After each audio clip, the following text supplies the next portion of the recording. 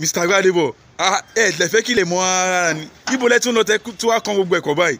pàdí mi wo surprise kan ni mo nílé ni o Mr. Abiodun Ajeni Fuja ló pè mí lórí aago lánàá ó ní òun fẹ́ ṣe birthday surprise fún ìyàwó òun lónìí a dẹ̀ gbọ́dọ̀ tètè débẹ̀ ilẹ̀ gbọ́dọ̀ mọ́jú torí àlàmàlọ́jì mo ń sọ̀rọ̀ nípa Adétọ́lá Ajeni Fuja màmá Adésọ́lá màmá Adésíre ni mò ń sọ ń pa.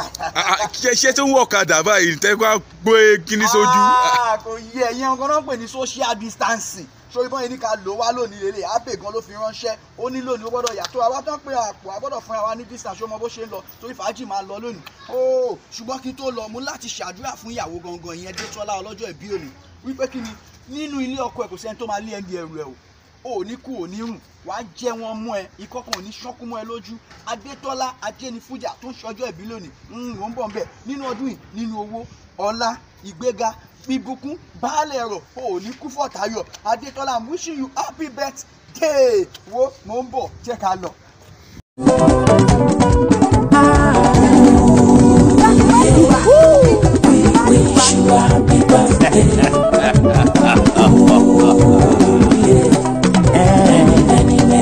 Happy returns, Sakala.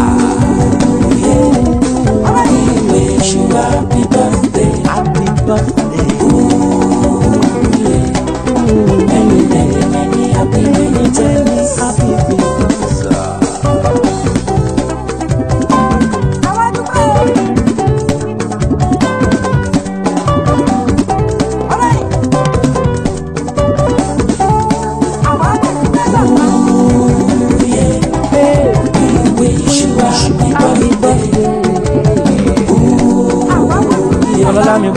Many, many, many happy returns.